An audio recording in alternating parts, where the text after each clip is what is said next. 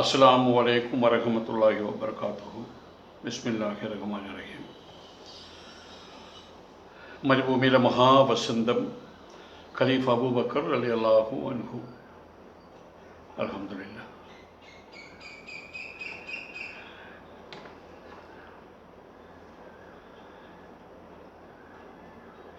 റോമാ സാമ്രാജ്യത്തെ വഴിയിൽ വെച്ച് കണ്ടുമുട്ടാത്ത വിധത്തിൽ ലക്ഷ്യസ്ഥാനത്തെത്തണം. അതാണ് ഇപ്പോൾ ഖാലിദിൻ്റെ വലിയ വെല്ലുവിളി. പല വഴികളുമുണ്ട്, പക്ഷെ ആ വഴികൾക്കൊക്കെ അതിൻ്റേതായിട്ടുള്ള ബുദ്ധിമുട്ടുകളുണ്ട്. ചില വഴിയിൽ കൂടെ പോകാൻ കഴിയില്ല, അവിടെ ശുഷ്കമായിരിക്കുന്ന സ്ഥലമാണ്, വെള്ളം കിട്ടില്ല. വേറെ വഴിയുണ്ട്, അത് ഒരുപാട് സമയം പിടിക്കും. മറ്റൊരു വഴിയുണ്ട്, അവിടെ ഗോത്രവർഗ്ഗങ്ങൾ ധാരാളമുണ്ട്, അവരുമായിട്ട് ഏറ്റുമുട്ടേണ്ടി വരും. ഇനിയിപ്പോൾ ഏതാണ് വേറൊരു വഴി? ഇപ്പോഴത്തെ സാഹചര്യത്തിൽ ലക്ഷ്യത്തിലെത്തുന്നതിന് മുൻപ് ഒരു ഏറ്റുമുട്ടൽ അത് ദൂഷ്യഫലമാണ് ഉണ്ടാക്കുക. അവർക്ക് സഹായം എത്തിക്കണം, അതിന് കാലതാമസം ഉണ്ടാകും. അതാണ് ഉണ്ടാകാൻ പോകുന്ന ഒരേ ഒരു ഗുണം. അതിന് കൂട്ടുകാരോട് ചോദിച്ചു, നിങ്ങൾക്ക് ഏതെങ്കിലും വഴികളെക്കുറിച്ച് അറിയാമോ? ഖാലിദ് ചോദിച്ചു. അവർ പറഞ്ഞു, ഞങ്ങൾക്കൊരു മാർഗത്തെക്കുറിച്ച് അറിയാം, പക്ഷേ അത് അത്ര നല്ല മാർഗമല്ല. ഒരു സൈന്യത്തിന് അതിലൂടെ കടന്നു പോകുക എന്ന് പറഞ്ഞാൽ അതൊരു വലിയ സാഹസികതയായിരിക്കും, അത് അവിവേകമായിരിക്കും. അത് അസാമാന്യനായിട്ടൊരാൾ, ഏകാഗിയായിട്ടൊരാൾ, അയാൾക്ക് വേണമെങ്കിൽ അത് കടന്നു പോകാം. പക്ഷേ ഇത്രയും വലിയൊരു സൈന്യം, മുസ്ലിം സൈന്യത്തെ ആ വഴിക്ക് കടത്തി കൊണ്ടുപോയാൽ ചിലപ്പോൾ അത് അതിൻ്റെ നാശത്തിനായിട്ടാണ് ഭവിക്കുക. വലിയൊരു നാശത്തിൻ്റെ ഗർത്തത്തിലേക്ക് എടുത്തെറിയുന്നതിന് തുല്യമാകും അത്.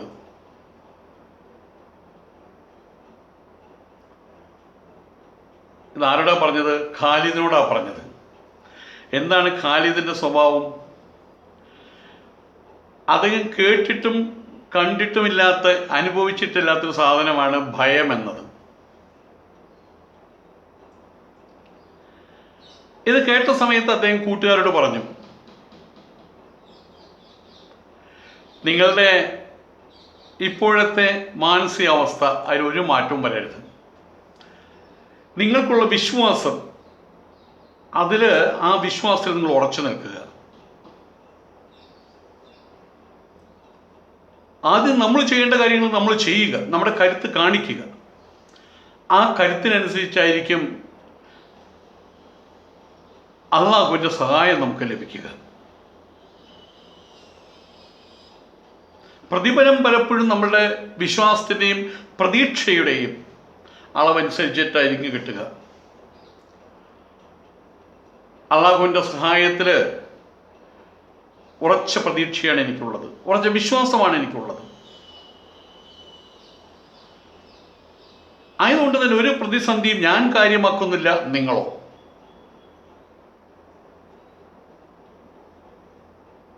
ഖാലിദിൻ്റെ ചോദ്യമാണത്. തങ്ങളുടെ നായകൻ്റെ ആ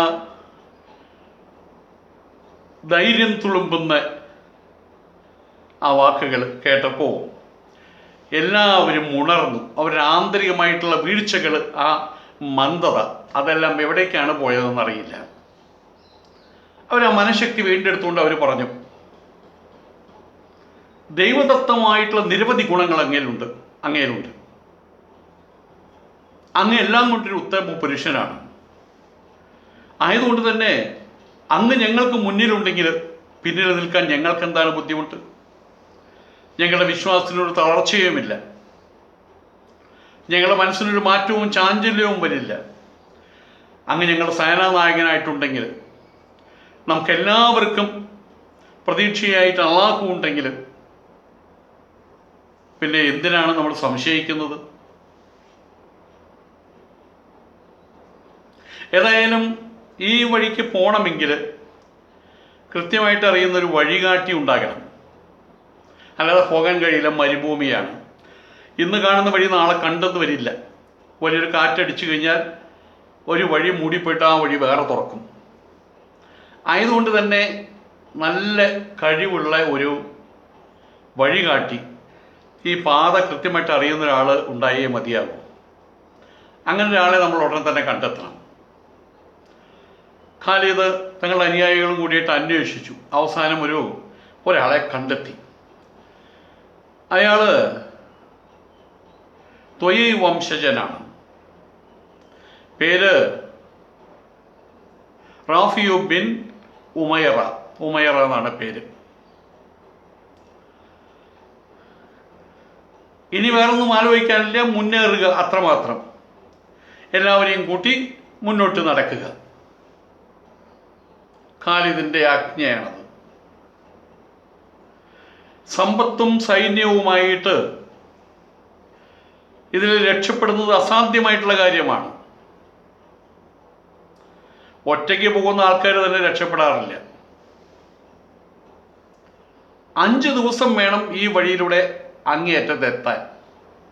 ഇതിനിടയിൽ ഒരു തുള്ളി വെള്ളം പോലും ഈ മരുഭൂമിയിൽ കിട്ടില്ല.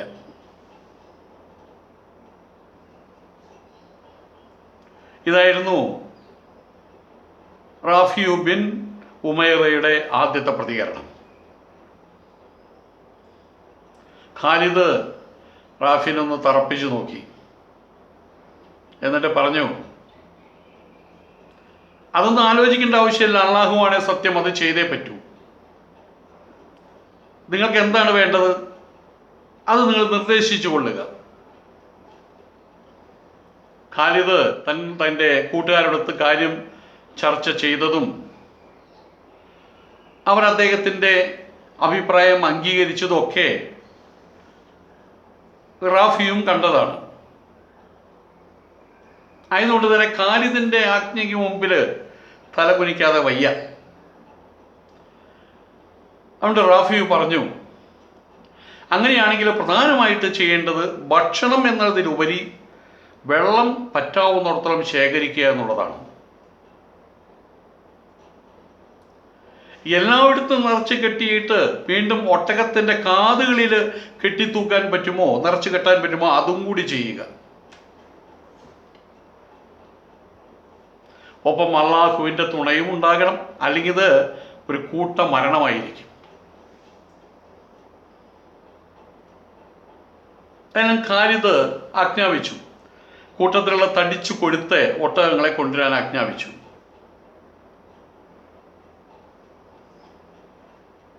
എന്നിട്ട് അവരെ ദാഹമുള്ളവരാക്കി മാറ്റി. അങ്ങനെ ദാഹിച്ചു വലഞ്ഞ സമയത്ത് അവരെ കൊണ്ട് വെള്ളം കുടിപ്പിച്ചു. വീണ്ടും വീണ്ടും കുടിപ്പിച്ചു. കുടിച്ചവർക്ക് മതിയായപ്പോൾ അവയുടെ കാതുകൾ, അവരുടെ ചുണ്ടുകൾ അതൊക്കെ മൂടിക്കെട്ടി. അവങ്ങനെ തേട്ടി അരയ്ക്കുന്നത് തടയണം. അതായിരുന്നു ഖാലിദിൻ്റെ ഉദ്ദേശ്യം. ഇതെല്ലാം കഴിഞ്ഞു, യാത്രയായി. അറ്റം കാണാൻ കഴിയാത്തത്ര അങ്ങനെയുള്ള ചക്രവാളം വരെ നീണ്ടു നിൽക്കുന്ന മരുപ്പരപ്പ്, മരുഭൂമി. ആ മരുപ്പറമ്പിലൂടെയാണ് ആ സൈന്യം മുന്നേറുന്നത്. അവർ രണ്ടും കൽപ്പിച്ചുകൊണ്ട് അവരെ ഒരേ ഒരു ധൈര്യം, അള്ളാഹുവിൻ്റെ തുണ അവർക്കുണ്ട് എന്നുള്ള ഉറപ്പ്.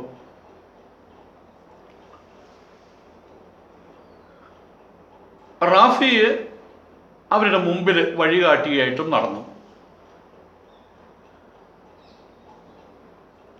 എങ്ങും ഏകാന്തതയാണ്. ഭീകരമായിട്ടുള്ളൊരു മണൽപ്പരപ്പ്. ഒരു തുള്ളി വെള്ളം അള്ളാഹുവാണ്, അവിടെ എവിടെയും കിട്ടില്ല. ആയതുകൊണ്ട് തന്നെ അതിശീഘ്രമാണ്, പറ്റാവുന്നിടത്തോളം വേഗതയിലാണ് അവർ ആ മരുഭൂമി താണ്ടാൻ ഉറച്ചത്. വല്ലയിടത്തും നേരമൊന്ന് തങ്ങും. പാത്രത്തിൽ കരുതിയ വെള്ളം ഒരു തുള്ളി പോലും കവിളിലൂടെ പുറത്തേക്ക് ഒഴുകി പോകാത്ത രീതിയിൽ അവർ കുടിക്കും. ഉള്ള ഭക്ഷണം കഴിക്കും. ഉടനെ യാത്ര തുടരും. വഴികാട്ടിയുണ്ട്. വഴികാട്ടി മാത്രമാണ് ആശ്രയം. വഴികാട്ടിക്ക് വഴി തെറ്റിക്കഴിഞ്ഞാൽ ഇത് ആ സൈന്യത്തിൻ്റെ കൂട്ടമരണമായിരിക്കും. പക്ഷെ ഉറച്ച വിശ്വാസം, അള്ളാഹുവിൻ്റെ തുണ, അങ്ങനെ സംഭവിക്കില്ലെന്നുള്ള ഉറച്ച വിശ്വാസം. അങ്ങനെ പാത്രങ്ങളിലുള്ള വെള്ളം തീരാൻ തുടങ്ങി.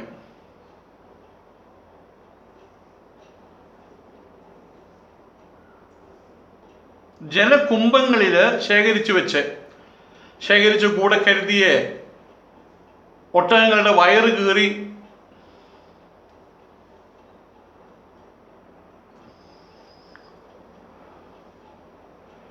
പാത്രത്തിലുള്ള വെള്ളം തീർന്ന സമയത്ത് ഒട്ടകങ്ങളുടെ വയറ്റിൽ നിറച്ച് വെള്ളം ഉണ്ട്. അതാണിപ്പോൾ അവരുടെ ജലകുംഭങ്ങൾ. ആ ഒട്ടകങ്ങളുടെ വയറ് കീറിയിട്ട് അതിലെ വെള്ളം ഊറ്റി കുടിക്കും. കുറച്ച് കുതിരകളെ കുടിപ്പിക്കുകയും ചെയ്യും. എന്തിനു പറയുന്നു? അങ്ങനെ 5 നാൾ പൂർത്തിയായി. റാഫി നേരത്തെ പറഞ്ഞ എന്താണ്? 5 നാൾ മതിയെന്ന്. എന്നിട്ടും മറ്റും കാണാൻ കഴിയുന്നില്ല. മരുഭൂമിയുടെ അങ്ങേയറ്റം കാണാൻ കഴിയുന്നില്ല. ഖാലിദ് വിളിച്ച് ചോദിച്ചു, റാഫി, എന്താണ് കഥ? ഇനി എന്താണ് ചെയ്യുക?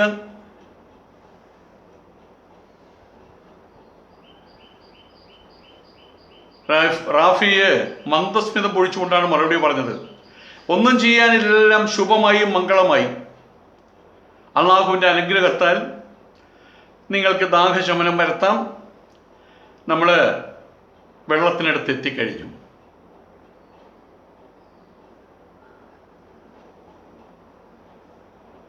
ഇതാണ് റാഫി മറുപടി പറഞ്ഞത്. ഈ മരുഭൂമിയിലൂടെ യാത്ര കാരണം കൊണ്ട് പൊടിമണ്ണും എല്ലാം കണ്ണിൽ കയറിയതുകൊണ്ട് കാഴ്ചയെല്ലാം നഷ്ടപ്പെട്ടിരുന്നു. റാഫി അങ്ങോട്ടും ഇങ്ങോട്ടൊക്കെ ഒന്ന് തിരിഞ്ഞു നോക്കി. അവിടെ സ്തനത്തിൻ്റെ രൂപത്തിലുള്ള 2 കുന്നുകൾ അവിടെ കാണുന്നുണ്ടോ എന്ന് നോക്കാൻ പറഞ്ഞു. റാഫിയെ നിർദ്ദേശിച്ചു. സൈന്യത്തിലുള്ളവരും ഖാലിദും ചുറ്റും നോക്കി. കുറച്ച് അകലെയായിട്ട് ഈ റാഫി പറഞ്ഞ പോലെ 2 കുന്നുകൾ, സ്ത്രീ സ്ഥലങ്ങൾ പോലുള്ള 2 കുന്നുകൾ, അതവർക്ക് അവരുടെ ദൃഷ്ടിക്ക് ഗോചരമായി. റാഫി പറഞ്ഞു, അവിടേക്ക് പോകാം. അങ്ങനെ അവർ അവിടേക്ക് നീങ്ങി. മനുഷ്യൻ്റെ പൃഷ്ഠഭാഗം, അതിൻ്റെ ആകൃതിയിലുള്ള ഒരു തരം മുൾച്ചെടി അവിടെ കാണുന്നുണ്ടോ എന്ന് നോക്കുക. ഇതാണ് റാഫിൻ്റെ അടുത്ത നിർദ്ദേശം. അതാണ്. അവരവിടേക്ക് പരതി നോക്കി. പക്ഷെ അങ്ങനെ ഒന്നും അവിടെ കണ്ടെത്താൻ കഴിഞ്ഞില്ല. അവർ വലിയ വിഷമത്തോട് പറഞ്ഞു, റാഫിയെ, അങ്ങനെ ഒന്നും ഇവിടെ കാണുന്നില്ലല്ലോ.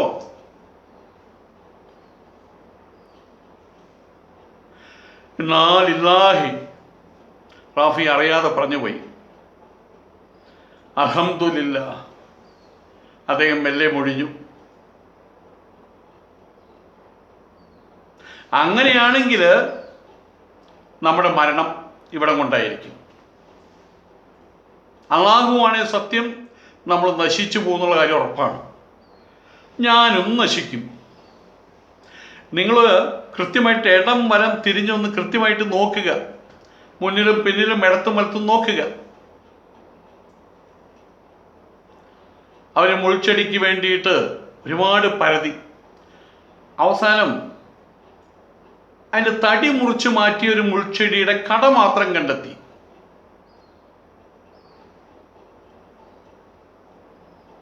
അവരെല്ലാവരും ഒരുമിച്ച് ചേർത്ത് തക്ബീർ മുഴക്കി, അല്ലാഹു അക്ബർ, അല്ലാഹു അക്ബർ. റാഫിയും അവരോട് ചേർന്നു. ഉച്ചത്തിൽ അദ്ദേഹം തക്ബീർ മുഴക്കി. അദ്ദേഹം പറഞ്ഞു, ശരി, അതിൻ്റെ കടയിൽ കുഴിക്കുക.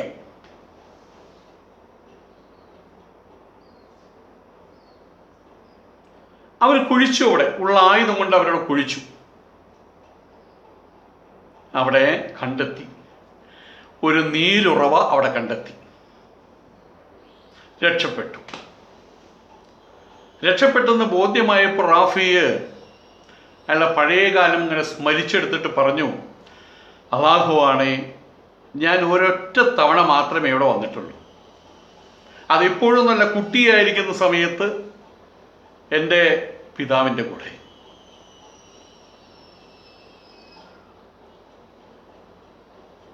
അത് മനസ്സിൽ വെച്ചുകൊണ്ടാണ് നിങ്ങളെ നയിച്ചുകൊണ്ട് ഇവിടെ വന്നത്. ഇത്രയുമായിട്ടും വെള്ളം കണ്ടെത്താൻ കഴിഞ്ഞില്ലെങ്കിൽ, ആ മുൾപടർപ്പ് കണ്ടെത്താൻ കഴിഞ്ഞില്ലെങ്കിൽ നമ്മളിവിടെ വെച്ച് അവസാനിക്കുമായിരുന്നു. എല്ലാം അള്ളാഹുവിൻ്റെ കൃപ. ഏതായാലും ഖാലിദും പരിവാരവും അവസാനം 5 ദിവസത്തെ യാത്രയ്ക്ക് ശേഷം ഷാമിൻ്റെ പ്രവേശന കവാടത്തിലെത്തി. നേരം വെളിച്ചാകുന്നതേയുള്ളൂ. നേരം പ്രഭാതത്തിന് തൊട്ട് മുൻപാണ് അവരവിടെ എത്തിയത്. അതിനടുത്തുള്ള പ്രദേശമാണ് ബഹ്റ. അവിടെയുള്ള ആൾക്കാർക്ക് മുഴുവൻ ഭയമായി.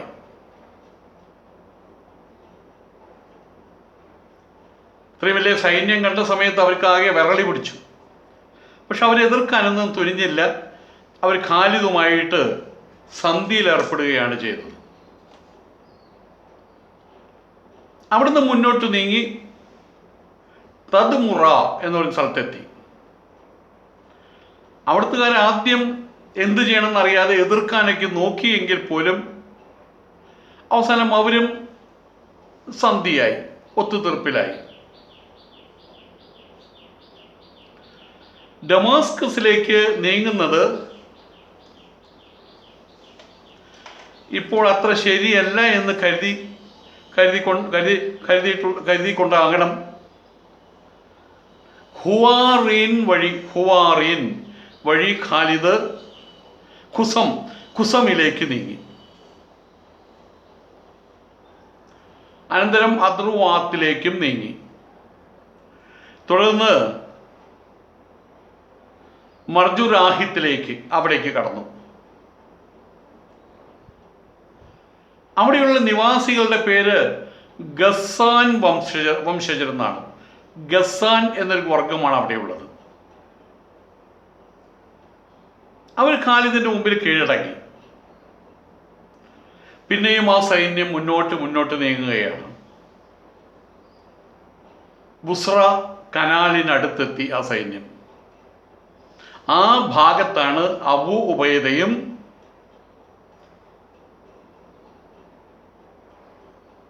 ഷുറൈഖ് ബിൻ ഹസനയും യസീദ് ബിൻ അബി സൂഫിയാനൊക്കെ പാളയമടിച്ചു കൂടിയിരുന്ന അവിടെയാണ്. ഖാലിദ് അവിടെ നിന്നില്ല. ഖാലിദ് പിന്നെയും മുന്നോട്ട് നീങ്ങി.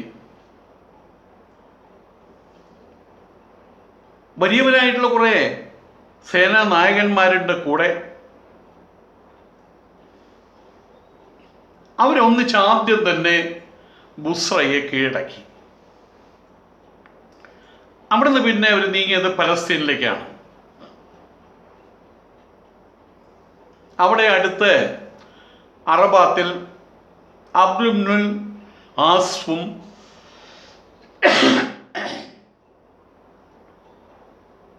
സൈന്യവും അവിടെ പാളയമടിച്ചിട്ട് അവിടെ കിടപ്പുണ്ടായിരുന്നു. അതിന് തൊട്ടടുത്ത് തന്നെ ഖാലിദും അവിടെ പാളയമടിച്ചുകൂടി.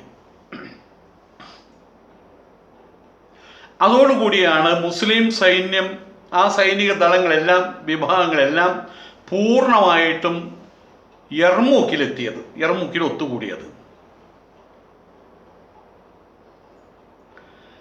ഖാലിദിന്റെ വരവ് അതിനോട് അടുത്ത സമയത്താണ് ചക്രവർത്തി പ്രത്യേകം നിയോഗിച്ചതനുസരിച്ച് ബാഹാൻ എന്നയാൾ അവിടെ എത്തിച്ചേർന്നത്. ഇതേ ബാഹാനാണ് ഖാലിദ് ബിൻ സയ്യിദിന്റെ ഖാലിദ് ബിൻ വലീദല്ല, ഒളിച്ചോട്ടത്തിന് കാരണക്കാരൻ. അയാളുടെ ആഗമനത്തിൽ റോമ സൈന്യം അവർക്ക് വളരെയധികം ആഹ്ലാദമുണ്ടായി. ഖാലിദിന്റെ വരവിൽ മുസ്ലിം സൈന്യത്തിനും ആഹ്ലാദമുണ്ടായി. അങ്ങനെ ഇരുപക്ഷവും രണ്ട് കരകളിലുമായിട്ട് യുദ്ധം പ്രതീക്ഷിച്ച് അവിടെ ഇരിപ്പായി. ആളുകളുടെ ബലത്തിൽ മാത്രമല്ല, ആയുധ ബലത്തിലും റോമ സൈന്യമാണ് മുമ്പിൽ. അവരാണ് മികച്ചു നിൽക്കുന്നത്. പക്ഷേ ആത്മീയ ശക്തി, ആന്തരിക ശക്തി അവർ വട്ടപൂജ്യമാണ്. രണ്ട് ഭിന്നമായിട്ടുള്ള വിരുദ്ധ വിഭാഗങ്ങളുണ്ടായിരുന്നു ശത്രു സൈന്യത്തിൽ. ഗ്രാമീണരായിട്ടുള്ള കുറേ ആളുകൾ, അറബി വംശജർ, പിന്നെ റോമക്കാരായിട്ടുള്ള ആളുകൾ. ഈ ഇരു വിഭാഗങ്ങളെയും ഒരുമിച്ച് നിർത്താൻ ഭാഷാപരമായിട്ടും വസ്ത്രധാരണ രീതിയിലും സാംസ്കാരികമായിട്ടും അവർ രണ്ട് ധ്രുവങ്ങളിലായതുകൊണ്ട് അവർ ഏകീകരണം അവിടെ നടക്കില്ല. അതിന് പറ്റിയ അവർ ഏകീകരിക്കാൻ പറ്റിയ ഇരുകൂട്ടർക്കും ബോധ്യപ്പെടുന്ന ഒരു മാധ്യമം അവരുടെ കയ്യിലില്ല എന്നുള്ളതാണ് സത്യം. ആയതുകൊണ്ട് തന്നെ റോം സൈന്യം അറബി വംശജരുടേതായിട്ടും റോമക്കാരുടേതായിട്ടും കൃത്യമായിട്ടും രണ്ട് വിഭാഗങ്ങളായിട്ട് നിൽക്കുകയാണ് അവിടെ ഉണ്ടായത്. അൽഹംദുലില്ലാഹ്.